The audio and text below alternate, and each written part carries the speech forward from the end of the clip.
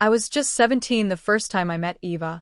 Back then, we were both still trying to figure ourselves out, swept up in the chaos of high school life. A few years slipped by, and even though we ended up at separate universities, something between us held firm. By the time we turned 19, we made a bold move. We decided to live together.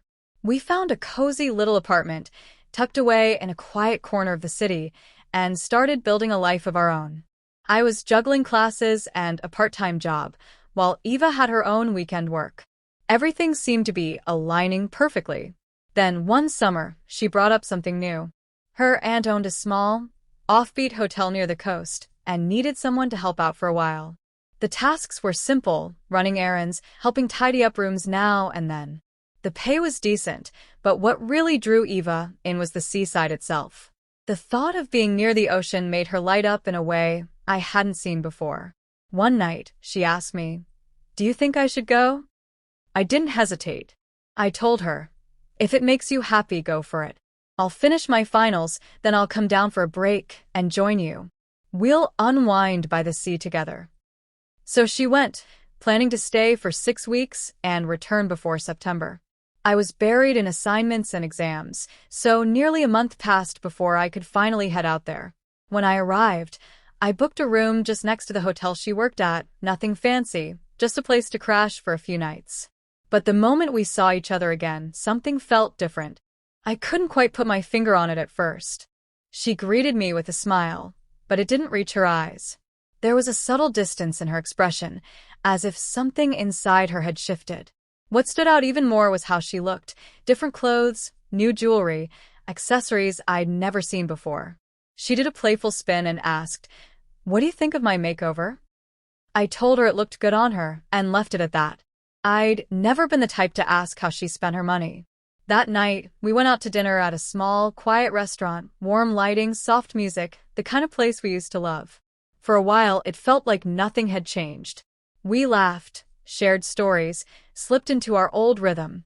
But then, just like that, her mood shifted. It was subtle but unmistakable, like a switch had flipped. I leaned in and gently asked if she was okay.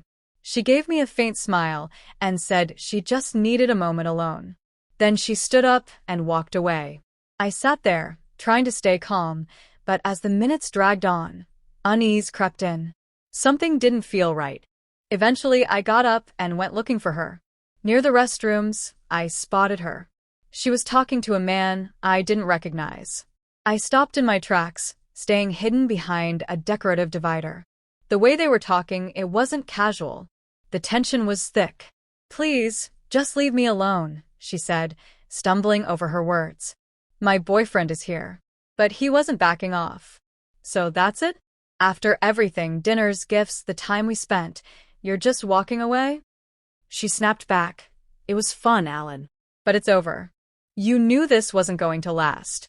I'm leaving soon." That was all I needed to hear. I stepped out from behind the screen. Alan's expression shifted the moment he saw me, from surprise to something colder, almost hostile. "So," he said, "you must be the boyfriend she mentioned." His voice was laced with sarcasm and bitterness. What followed hit harder than I could have imagined.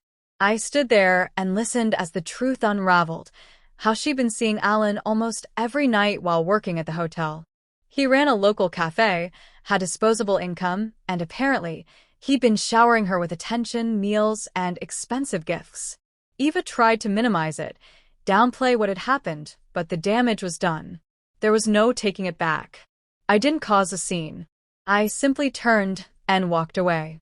The next day, I left town earlier than planned.